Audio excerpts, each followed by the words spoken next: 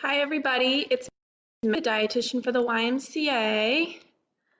I am jumping on for my Friday afternoon nutrition mailbag. I'm going to give it a couple minutes, let some people hop on, and then we'll get into it. This is my first time using Facebook Live, so it is a big learning curve for me, but I feel like it's a good tool to have. Hopefully, it's something that the YMCA continues to do after all this craziness.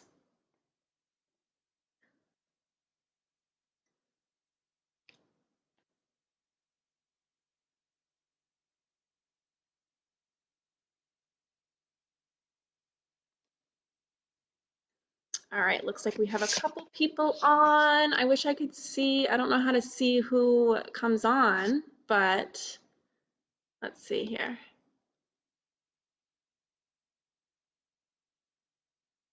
Okay. So I'll just start while we wait for some more people to jump on. Hi, everybody who's joining. My name is Maddie. I'm the dietitian for the YMCA. So this is my nutrition mailbag Fridays, which I'm doing every Friday at 12:30. And this is kind of an opportunity for us to chat. This is also a chance for me to answer any nutrition questions that you guys either comment on my Facebook videos or that you email me or whatnot. So I want to let you know as well too, I have virtual office hours that I do every Monday and Tuesday morning from 9:30 until 10, and then every Wednesday and Thursday afternoon from 3:30 to 4. It's a dial-in call line, so the phone number is 701-802-5073, and then the dial-in code that it asks you for is 114979. So that's something that you guys, if you have a question that pops up during the week or you want to chat, it can be anonymous. Just call that number and put in that dial-in code, and we can chat on the phone. If you have any nutrition questions or concerns that you have that you want to be anonymous about, that's perfectly fine. You can ask me them, and then I can keep them anonymous when I come on here and cover them, because it might be something that's sensitive, or I won't say any names or anything like that.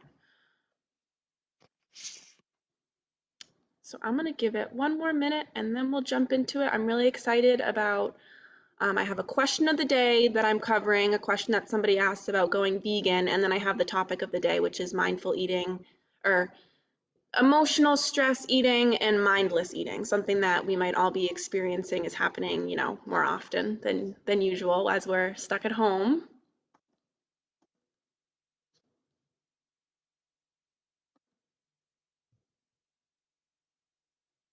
Okay. So the question of the day, the question that I got about going vegan was, should I go vegan? Should I do it for my health? Should I lose weight? I hear all sorts of different, versions of that question, whether it's to lose weight or for health. I think so. Just going vegan or a vegan diet means a diet that excludes any sort of animal products at all. So that's meat, that's fish, that's eggs, that's dairy products, and that includes honey too, even because honey is made by animals, by bees. So if you're doing it for the environment, to reduce your carbon footprint, or for ethical reasons, I think that's a perfectly good reason to go vegan. I think I support that. If it's something that you're looking to do in order to lose weight, I would recommend to sort of rethink that, because going completely vegan is quite a restrictive diet or eating pattern because you're cutting out entire food groups. You're cutting out dairy, you're cutting out meat, you're cutting out fish, eggs. If you're doing it to lose weight, you're doing it from sort of a restriction perspective, and with any sort of, you know, diet like that, in order to any sort of restrictive diet like that with the goal to lose weight, um, oftentimes won't work. A lot of diets, you know, for weight loss have been proven to not work because they're too restrictive. Um, and it's not necessary. You know, if you're somebody that enjoys animal products, you know, going vegan for weight loss doesn't sound too fun. If you're doing it for your health, there's nothing wrong with going plant-based or incorporating some more plant-based products or plant-based proteins, more fruits, veggies, grains into your diet for your health. But you don't necessarily have to go full-blown vegan or in order to incorporate some more plant foods into your diet. Animal products aren't bad. They don't need to be completely eliminated from your diet in order to make healthy changes. Okay, so that was the question of the day. The topic of the day is emotional eating, stress eating, boredom eating, basically eating for reasons other than physical hunger. And I just kind of want to preface that by saying, you know, during this weird quarantine, pandemic, social distancing time, it is okay if your eating is a little weird right now. It's okay if you're eating more than usual. It's okay if you're eating at weird times. It's okay if you're eating foods that you normally wouldn't eat. You know, I find I'm eating a lot more canned goods. If you're exercising less than usual, if you're not moving your body as much, I just want to say that that's okay. We're going through a pandemic. We are all affected by it in one way or another. We're all learning to adjust to a different way of life, to a different way of doing things. We have some of us might be finding that we have a lot more time on our hands. We're home more than usual.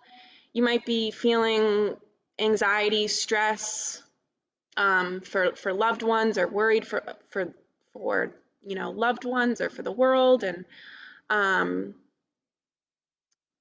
or you're feeling anxious, you know, or loneliness with this social distancing. You know, we're not having as much social interaction as we are used to having. Hi, Kate. Kate just left a question for me. Any recommendations for healthy snacks that have a long shelf life? My 15-year-old is snacking constantly during remote schoolwork, and it's hard to keep fruits and veggies available with limited access to grocery shopping. I love that question. Okay, so we're gonna hit that at the end. I like that question because I've been having lots of fun coming up with fun shelf-stable snacks for myself, because I'm a very snacky girl.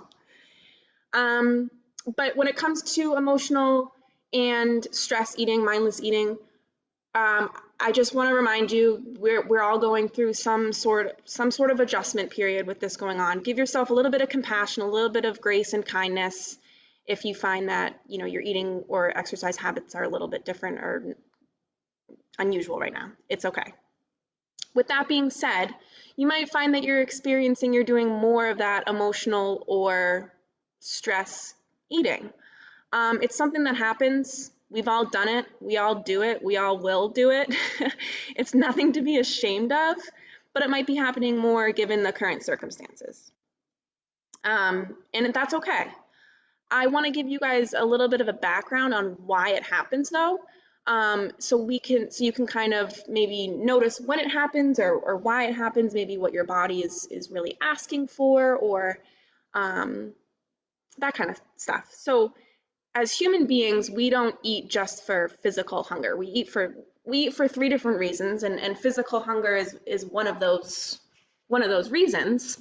So physical hunger is a sign that our body needs fuel, right? So we eat to fuel our body because we wouldn't be able to survive without that. The second reason is cravings. So that's like I like to call that like above the neck hunger. So that's a psychological hunger. Perfectly valid. We all have it. nothing to be ashamed of whatsoever. It's a psychological thing. It's the desire for something specific. It's eating for pleasure. The third reason that we eat is the emotional eating. So food can be very comforting. So it's sometimes we eat food. That's where we got the term comfort food, um, because it comforts us. It can make us feel better.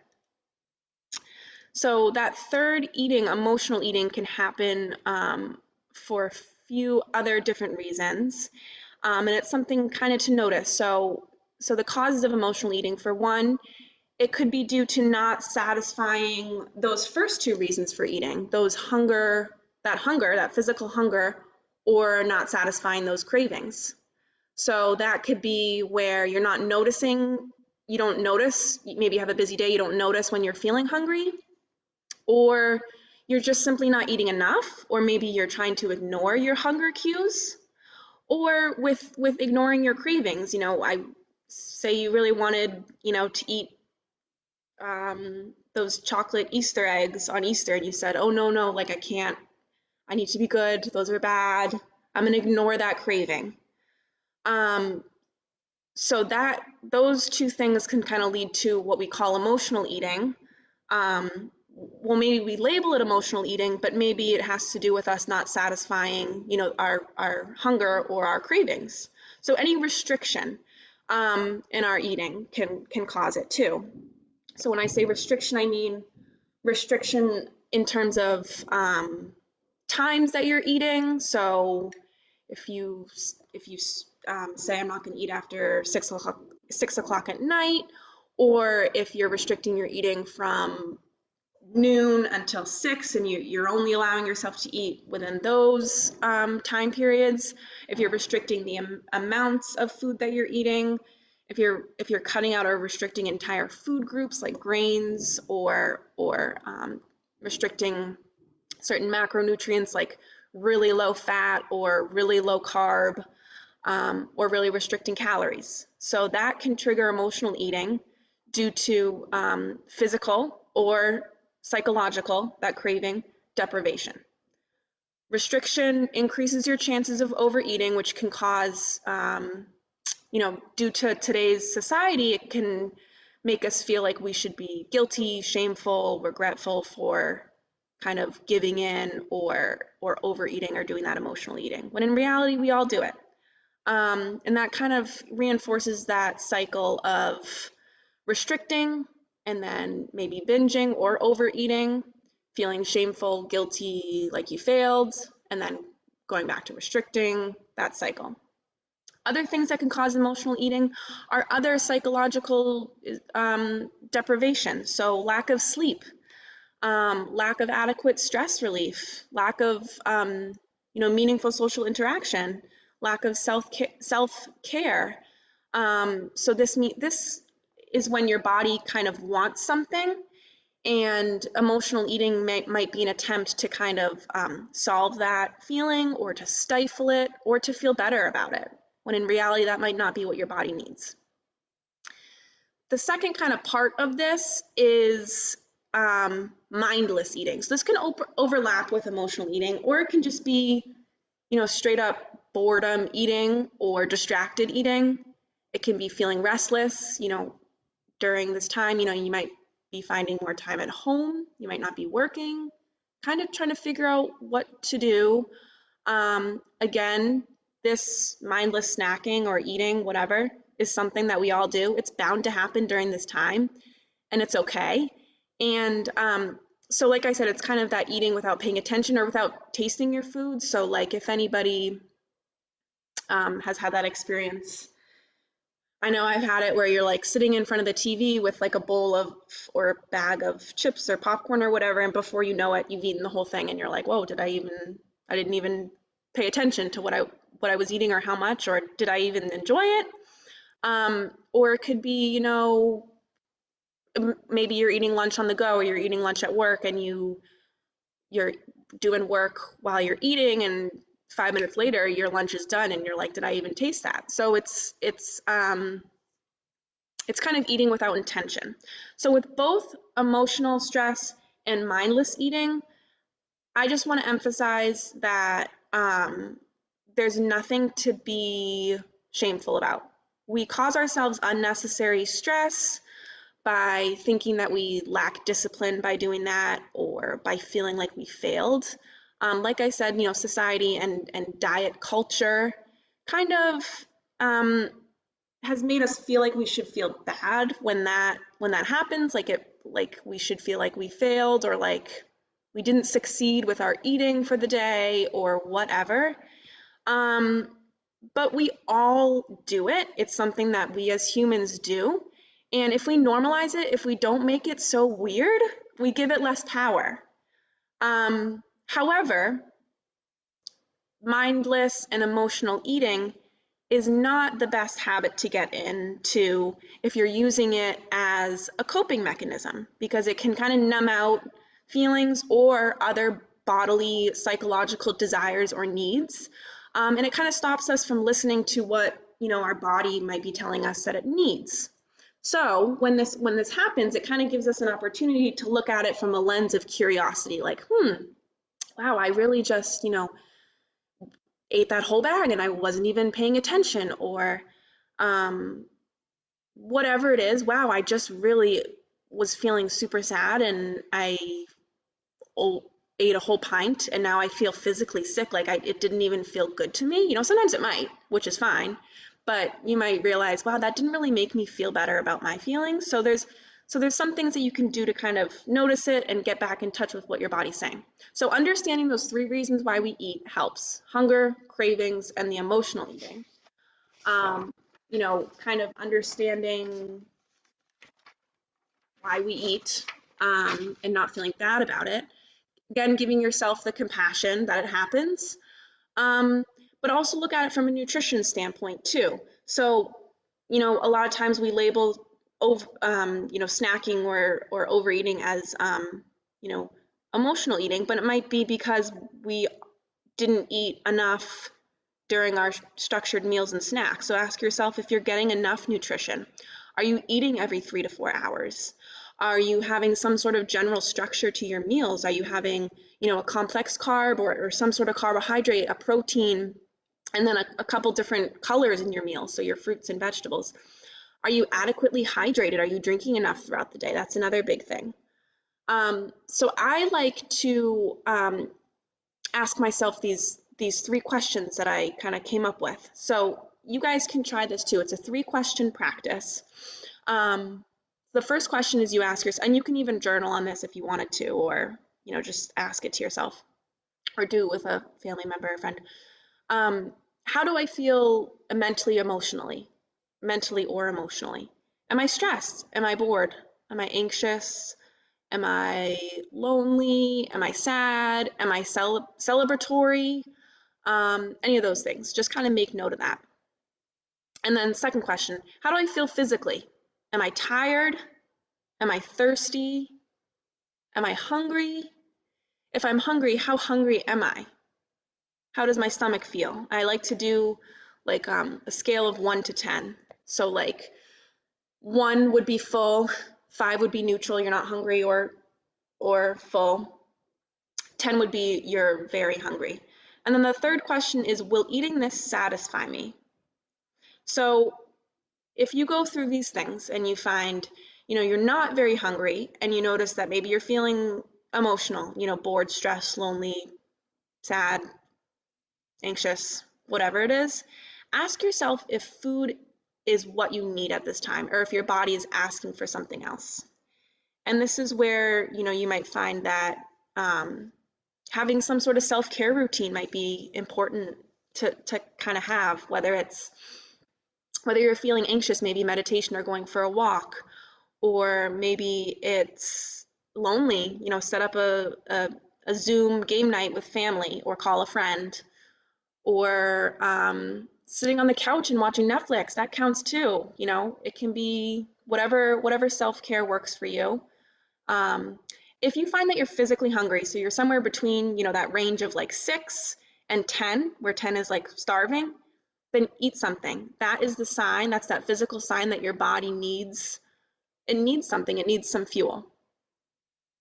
If you're not physically hungry, But you ask yourself that third question, will eating this satisfy me? If the answer is yes, then satisfy that craving. Don't deprive yourself of that craving. Portion out whatever it is that you want, and don't eat it out of the bag. Portion it out. Eat it mindfully. So, so satisfy that craving. This isn't about depriving yourself of having something, if you're not physically hungry. It's not about that. It's about being more mindful of, kind of what's going on. But still, if you're having that craving, then satisfy. Eat it mindfully. So that means eating it with no distractions. Essentially means eating using all of your senses. So fully enjoy your meal. This is something that I'm going to cover next at my next nutrition mailbag talk next week, the 24th at 12:30. I'm going to talk a little bit more about mindful eating. But if anybody's watches this and wants to practice for next week, try eating your meals, sitting down, or snack or drink, whatever you're having, sitting down at the table and not having any distractions, no TV, no phone, and just paying attention to your food or your drink, and notice if you have a different experience. And then next week we'll dive a little bit more deeper into that. I'm gonna bring you guys through a mindful eating practice. So next week, if you want it, in the video, I go live around lunchtime. So if anybody wants to listen to this video next week with like their snack or their lunch, and I'll bring you through a mindful eating practice, you're welcome to do that. So I have a question that popped up here. Any recommendations for healthy snacks that have a long shelf life for a 15-year-old? It's hard to keep fruits and veggies available with limited access to grocery shopping. Yes, so I like this a lot. So some really good shelf-stable products that I keep in my pantry at all times is peanut butter, rice cakes. I have, what else do I have? Crackers. And then I get hummus that can last for a while. I get frozen produce too, so I'll do frozen strawberries. I get the big tubs of yogurt that can last for a while. So one idea would be to do like rice cakes or crackers with peanut butter on them, with like a slice of banana.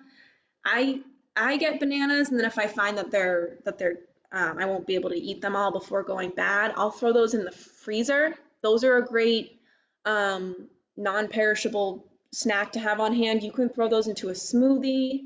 You can, I'll take them out in the morning and add them to my oatmeal. I'll cook them with my oatmeal, or I'll add my frozen strawberries to my oatmeal too. I also love to make trail mix, so that doesn't go bad, or at least it doesn't for a long time. I will buy, like nuts. I'll make my own, which I think is a little bit cheaper. I'll buy nuts in bulk. I'll buy some sunflower seeds or pumpkin seeds in bulk. I'll do dried cranberries, chocolate chips, of course. And I'll mix that all together, and I'll portion it out into like little baggies and have that for a great snack. What else? Cheese sticks, that's a really basic one. Those last for a while because they're individually packaged. I'll do cheese sticks with apple slices, a nice sweet and savory snack.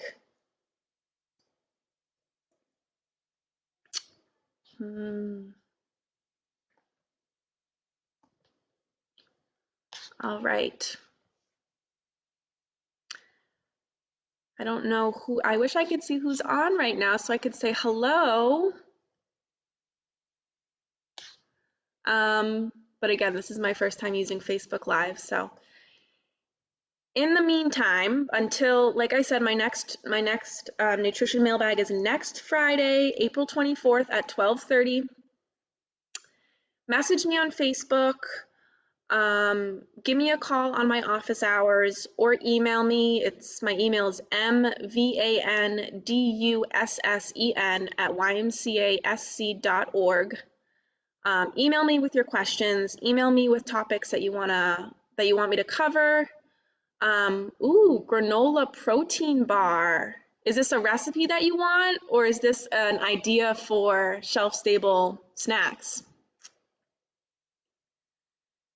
You could also, make granola bars at home. I have a couple recipe videos that I can actually post on this Facebook page for a peanut butter granola bar. It lasts a while. You can crumble it up into yogurt or just have it as is. It tastes just like a Nature Valley bar. I also have a recipe for like cookie dough bites. You can do protein balls. I think a couple people had asked me about recipes for that too. Those are some really good shelf-stable snacks that you can make with your kiddo or make for your kiddo um, that last a while with peanut butter, oats, chia seeds, throw in some dried fruit or some chocolate chips. There's really nothing, it's hard to mess up on those. So throw in some cinnamon, a little bit of sweetener of your choice, just roll them up into balls and put them in the fridge. Those last a while too. Protein bites. Yes, that's right. I saw the one the other day. There's an almond joy one that was posted, I believe. That looks really good. I've yet to try that, but I hope everybody enjoyed this. Keep commenting. I'll keep looking at the comments. I will post a recipe for the chickpea cookie dough, and maybe some protein ball recipes that I have as well. And keep talking to me, guys. Keep emailing me, message me on Facebook. I want to hear from you. And I hope to see you next week. Bring a snack, bring your lunch. We'll do a mindful eating practice and we'll have fun. Thank you.